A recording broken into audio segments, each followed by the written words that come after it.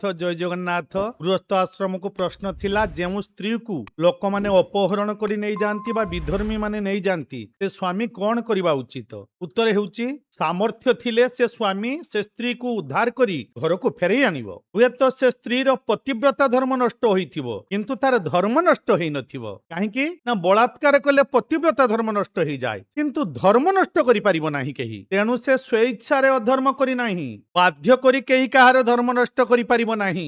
तेणु अपहृता स्त्री को उद्धार करी आनी गंगा जल रे स्नान करैबो, रामायण पाठ पढ़ी सुनाइबो, गीता पाठ करी सुनाइबो, भागवत पाठ करी सुनाइबो बा ए प्रकार शास्त्र ता द्वारा पठन कराइबो। या परे से रजस्वला हो गला परे रजसा शुद्धते नारी नारी शुद्ध हो। इंद्र गौतम रूप धारण करी तांको पत्नी अहल्या को भ्रष्ट कले। गौतम क्रोधरे अहल्या को अभिशाप देई गुटिए पत्थर करदेले सिना भगवान राम कृपारु से उद्धार पाइले। तांकर एक पातिव्यत्य नष्ट होइतिला किंतु धर्म नष्ट होई नथिला। विधर्मी मानक द्वारा बलात्कारी मानक द्वारा बाध्य बाधकतारे स्त्रीर धर्म नष्ट करा जाई परिबो नाही। गंगा स्नान गीता रामायण भागवत आदि पाठ द्वारा तांको शुद्ध करा जाई परिबो। तेणु ए प्रकार धरा जाय नाही, ए प्रकार पाप होई परिबो नाही। तेणु याकू बुझिबा उचित। पुणी आज प्रश्न हेउची स्त्री निज इच्छा रे जदि कहा संगरे बा कुआडे पळे जाई फेरी आसे ताहले कोन करा जिबा उचित। जय जगन्नाथ।